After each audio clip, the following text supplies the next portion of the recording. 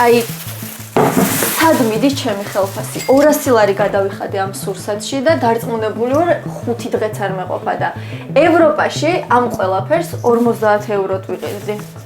ხო, პრინციპში მართალი ხარ, იმიტომ რომ ევროპაში აქვს ადგილობრივი წარმოება, სურსათი ევროპული მით უმეტეს, ვთქვათ, ჰოლანდიური ყველი, რა თქმა უნდა, ბელგიაში უფრო იაფიღირს, ვიდრე საქართველოში, იმიტომ რომ საქართველოში შემოგვაქვს ჰოლანდიური ყველი, ამას უკვე ემატება რაც დამატებითი ფასი, გადასახადები, იმპორტის მოსაკრებელი და ასე შემდეგ. საშუალოდ სურსათი და პირველადი მოხმარების პროდუქცია ევროპაში შეიძლება გარკვეულ ქვეყნებში უფრო იაფიღირდეს, თუმცა ვერ ვიტყვით, რომ ყველაფერი იაფია ევროპაში და საქართველოში გაცილებით ძვირია ბევრი რამ გააჩნია თქვათ რას ეხება სურსათს თუ სხვადასხვა მომსახურებას.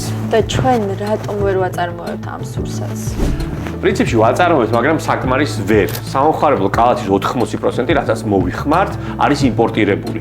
ანუ რო შემოგვაქვს ევროპიდან პროდუქცია, სხვადასხვა ქვეყნებიდან, ამას კიდე ზემოდან იმპორტის და სხვადასხვა საბაჟო მოსაკრებლებები ემატება, რაც რა თქმა უნდა, ჩვეულებრივი მოქალაქისთვის კიდე უფრო მეტად აძვირებს პირველადი მოხმარების პროდუქციას და ამიტომ ითვლება, რომ საქართველოში თქვათ რაღაც სურსათი და მედიკამენტები ღირს ძვირით. ასევე ერთ-ერთი მიზეზი არის ის, რომ საქართველო არის რისკიანი ქვეყანა, სადაც რაღაც პროდუქციის შემოტანა აქ ფულის ჩადება გარკვეულ საქმეში უფრო რისკიანია, შესაბამისად, უფრო მაღალი მარჟა აქვს ამ შემთხვევაში ბიზნესებს და ინვესტორებს.